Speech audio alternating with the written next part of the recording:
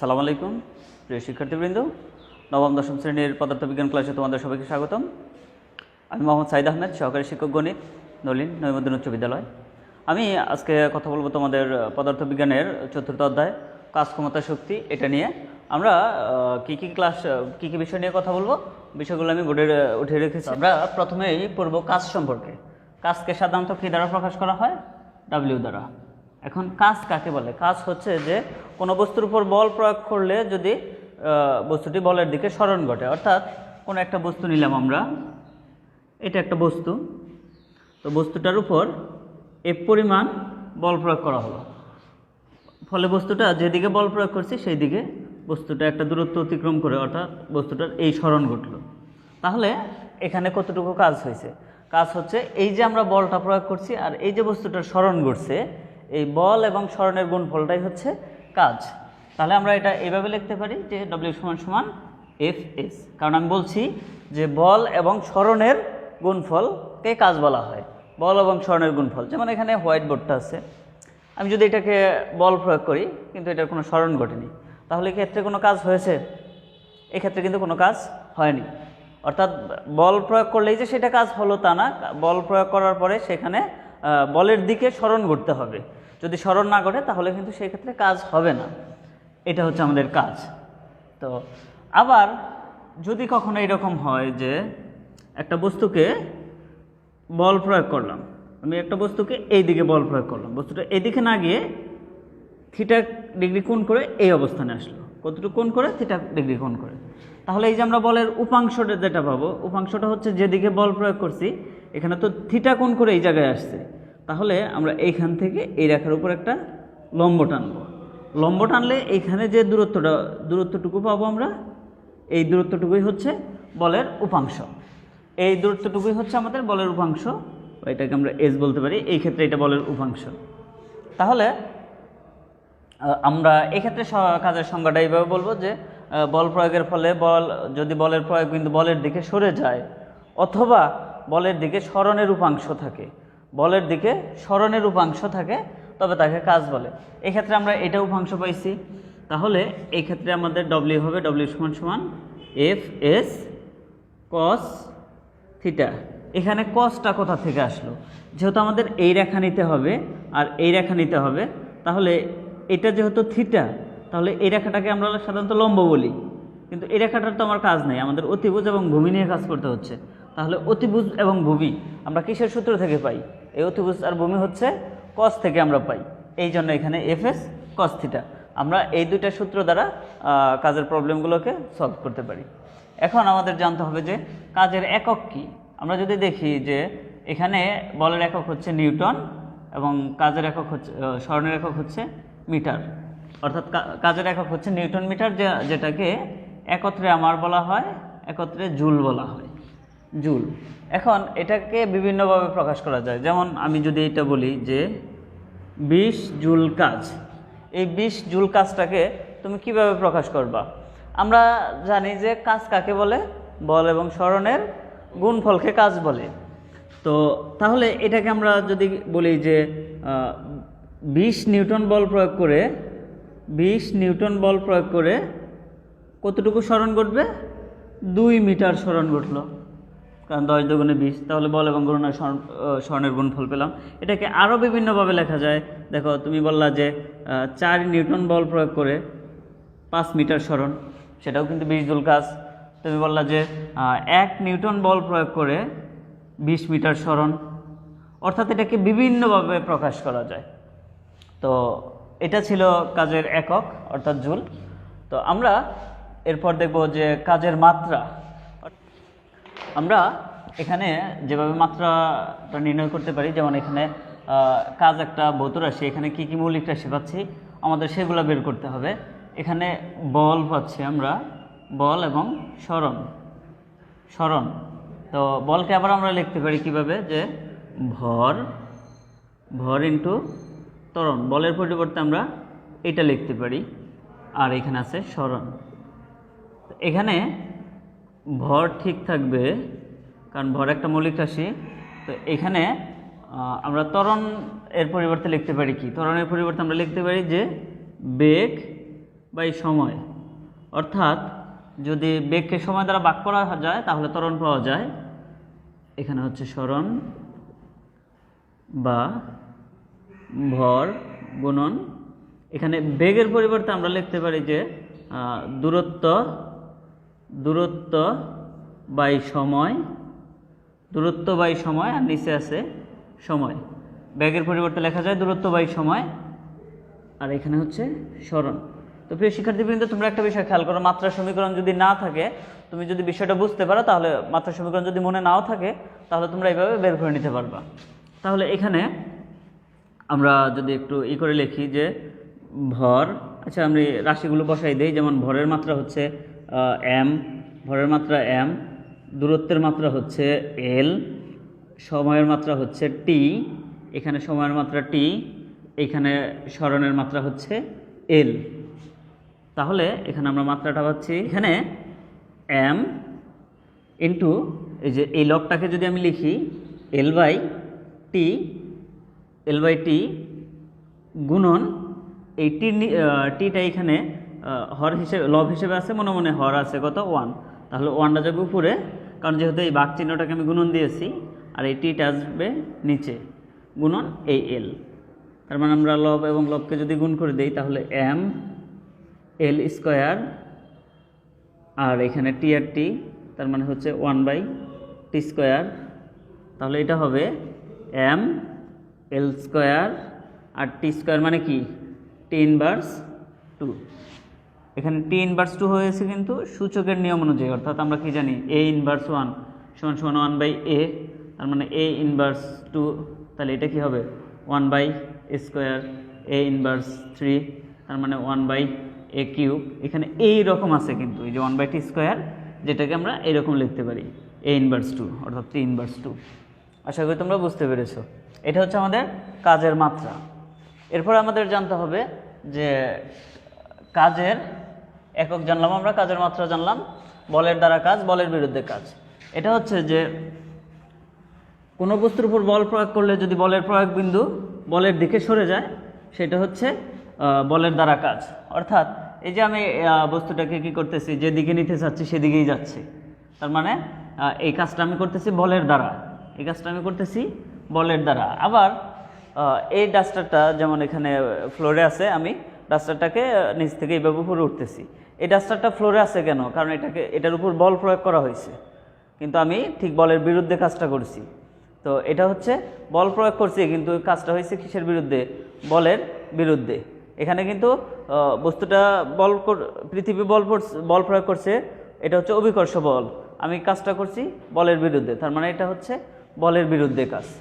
তো আমরা চাইলে এরপরে যে বিষয়টা জানবো শক্তি এবং শক্তির বিভিন্ন রূপ। শক্তি কি? শক্তি হচ্ছে আমরা জানি যে কাজ করার সামর্থ্যকেই শক্তি বলা হয়।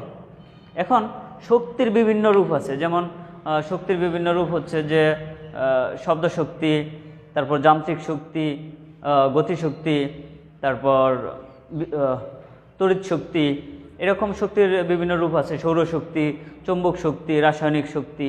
কিন্তু তোমরা এই চ্যাপ্টারেই জানতে পারবা যে শক্তিকে কখনো সৃষ্টি বা ধ্বংস করা যায় না। এটা হচ্ছে শক্তি নিত্যতা সূত্র। শক্তিকে কখনো সৃষ্টি বা ধ্বংস করা যায় না, শক্তিকে শুধু এক রূপ থেকে অন্য রূপে রূপান্তর করা যায়।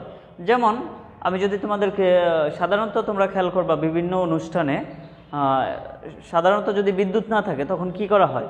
জেনারেটরের ব্যবস্থা করা হয়। এই জেনারেটর আসলে কি করতেছে? জেনারেটর কিন্তু যান্ত্রিক শক্তিকে কি করতেছে? তড়িৎ শক্তিতে, বিদ্যুৎ শক্তিতে রূপান্তর করতেছে। অর্থাৎ জেনারেটর থেকে কি পাচ্ছি? আমরা কারেন্ট পাচ্ছি। তাহলে জেনারেটরটা হচ্ছে যন্ত্র, এটাকে আমরা যান্ত্রিক শক্তি থেকে কি পাচ্ছি? এখানে আলোক শক্তি পাচ্ছি, তারপর তড়িৎ শক্তি পাচ্ছি। আবার তোমরা দেখবে যে এই যে যখন কোনো বোমা ফাটানো হয়, তো এই বোমার সাথে সাথে এই বোমাটা আসলে কিন্তু রাসায়নিক বিক্রিয়ার মাধ্যমে হয়। তো এই যে রাসায়নিক বিক্রিয়ার মাধ্যমে যে বোমাটা ফাটে, এখানে কি হয়? এখানে কিন্তু বিশাল একটা শব্দের সৃষ্টি হয়। তাহলে এখানে কিন্তু দেখা যায় যে রাসায়নিক শক্তি থেকে কোন শক্তি পাচ্ছি? আমরা শব্দ শক্তি পাচ্ছি। এইরকম শক্তিকে কি করা যায়? এক রূপ থেকে অন্য রূপে রূপান্তরিত করা যায়, কিন্তু শক্তিকে কখনো ধ্বংস বা সৃষ্টি করা যায় না। আর পৃথিবীতে যে পরিমাণ শক্তি আছে এটার পরিমাণটা নির্দিষ্ট। এটা হচ্ছে শক্তি নিত্যতা সূত্র, যে শক্তিকে কখনো ধ্বংস বা সৃষ্টি করা যায় না, শুধুমাত্র এক রূপ থেকে অন্য রূপে রূপান্তর করা যায়। তো আমরা প্রথমে এই যে আমরা যান্ত্রিক শক্তি বললাম, এই যান্ত্রিক শক্তির আবার দুইটা রূপ আছে, একটা হচ্ছে গতিশক্তি আর একটা বিভব শক্তি। আমরা আজকে গতিশক্তি নিয়ে কথা বলবো। যান্ত্রিক শক্তির যে দুইটা রূপ, এই দুইটা রূপের একটা হচ্ছে গতিশক্তি আর একটা হচ্ছে বিভব শক্তি। তো গতিশক্তিটা কি, আমরা এই গতিশক্তি নিয়ে কথা বলবো।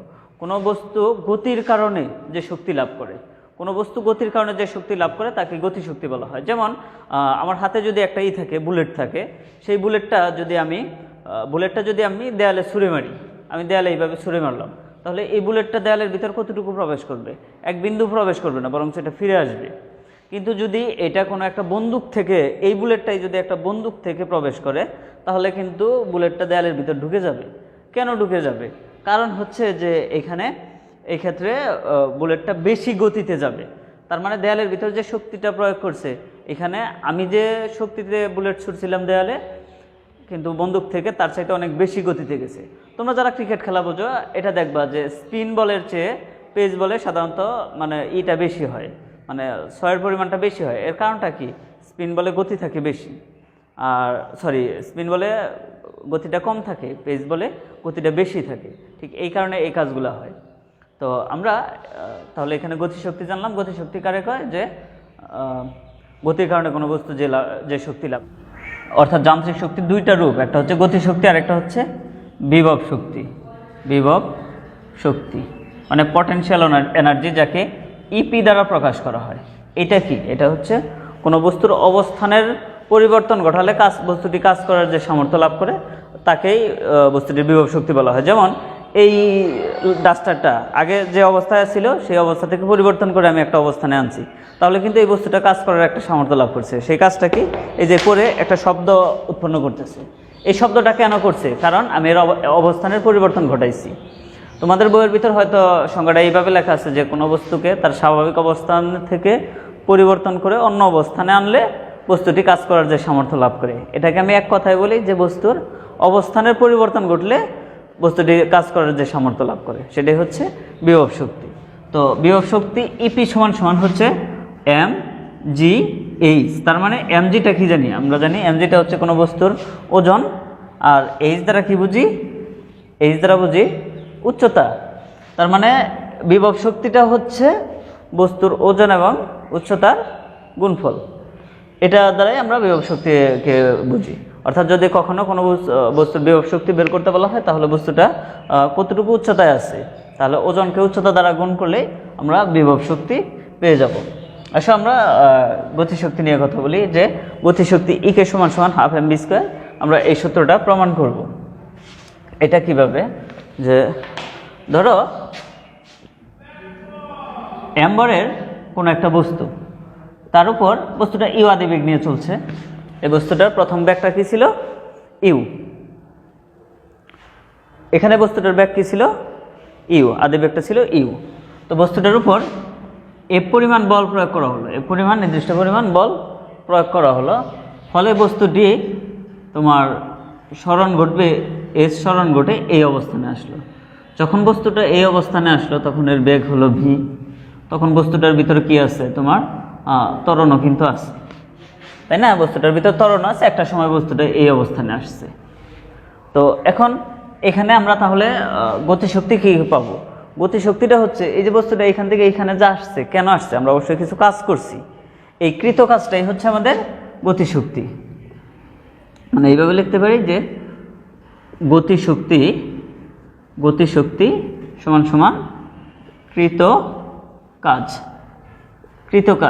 আর কৃত কাজ আমরা পড়ে আসছি, কি পড়ে আসছি? বল এবং সরণের গুণফল। অর্থাৎ বল এবং সরণের গুণফল হচ্ছে কৃত কাজ। আমরা আবার বলের পরিবর্তে কি লিখতে পারি? এফ সমান কি লিখতে পারি আমরা? ma। গুড। এফ সমান লিখতে পারি ma, আর এখানে এস আছে। একটা জিনিস যদি খেয়াল করি, এই যে গতি সংক্রান্ত এখানে মোট কয়টা রাশি আছে? হ্যাঁ, গতি সংক্রান্ত এখানে 5টা রাশি আছে। কারণ বস্তুটা যখন এই অবস্থানে আসছে, আদিবেগ ছিল, শেষ বেগ আছে। বস্তুটা এখান থেকে এই অবস্থানে আসছে, তখন এর ত্বরণও ঘটছে, একটা ত্বরণ আছে, তারপরে এখানে সরণও পাইছি, কারণ কিছু একটা দূরত্ব অতিক্রম করছে। আবার যখন বস্তুটা এই অবস্থান থেকে এই অবস্থানে আসছে, তখন তার নির্দিষ্ট কী ছিল?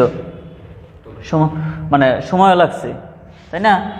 তো আমরা তাহলে এখানে ত্বরণের গতি সংক্রান্ত যে পাঁচটা রাশি পাচ্ছি, কিন্তু আমরা পাঁচটা রাশি নাই করে এখানে ত্বরণ এবং এস মানে সরণ, ত্বরণ এবং সরণ আছে, এই দুইটা জিনিস উপস্থিত আছে যে সূত্রে আমরা সেই সূত্রটা প্রয়োগ করব। আমরা যদি গতির সূত্রগুলো একটু দেখি যে ভি সমান সমান ইউ প্লাস এটি, আমরা কি এটা প্রয়োগ করতে পারবো না? কারণ এখানে আমাদের সরণ নাই। তো আবার আমরা দেখি যে এস সমান সমান V plus U by 2 into T, আমরা এটা প্রয়োগ করতে পারবো? এটাও আমরা প্রয়োগ করতে পারবো না। কেন? কারণ তো আমাদের এ এবং এস এর মান লাগবে, ত্বরণ এবং সরণের মান লাগবে। এখানে শুধু সরণ আছে, ত্বরণটা নেই। তো এরপর আরেকটা সূত্র জানি, এস সমান সমান ইউটি প্লাস হাফ এটি স্কোয়ার। আমরা কি এই সূত্র প্রয়োগ করতে পারবো? পারবো না। কেন পারবো না? কারণ এটার ভিতরে আমাদের শেষ বেগ নেই। শেষ বেগ আছে? শেষ বেগ নেই, তাহলে আমরা এটাও প্রয়োগ করতে পারবো না। যদি আমরা এইটা প্রয়োগ না করতে পারি, তাহলে আমরা কোনটা প্রয়োগ করতে পারবো? যে গতির যে সূত্রটা জানি আমরা, ভি স্কোয়ার সমান সমান u square plus 2 a s. এই যে এ এস মানে এখানে সরণও আছে ত্বরণও আছে, তার মানে আমরা এই সূত্রটা থেকে আমরা এ এস এর মান বের করতে পারি। আমরা যদি এটাকে সমীকরণ দেই, 1 নং সমীকরণ, আমরা জানি যে ভি স্কোয়ার সমান সমান u square plus 2 a s. তো এখানে ইউ এর মানটা কত? ইউ এর মানটা 0, কারণ বস্তুটা প্রথমে আদিবেগটা কি ছিল? স্থির ছিল। স্থির অবস্থায় আমাদের বল প্রয়োগ করা হয়েছে, তো আদিবেগটা 0। তাহলে ভি স্কোয়ার সমান সমান কত? যেহেতু ইউ 0 স্কোয়ার তো আর প্রয়োজন নেই, তাহলে আমরা সরাসরি 2 এ এস লিখব। তো এটা যদি এই পাশে আসে, এটা এই পাশে গেলে 2 এ এস সমান সমান হচ্ছে ভি স্কোয়ার, বা এ এস সমান আমরা কি পাচ্ছি? V square by 2। এই যে এ এস এর মানটা আমরা 1 নং সমীকরণে বসাবো। আচ্ছা, আমরা এটা পরিষ্কার করে দেই। এখানে যে এ এস এর মান, এ এস এর মান 1 নং এ বসাই, 1 নং এ বসাই। এখানে 1 নং এ কি বলা আছে যে গতিশক্তি সমান সমান, অর্থাৎ গতিশক্তি ইকে, গতিশক্তিকে কি দ্বারা প্রকাশ করা হয়? ইকে দ্বারা। কাইনেটিক এনার্জি সমান সমান এম ইন্টু এ এস এর মান আমরা কি পেলাম? V square by 2, v square by 2।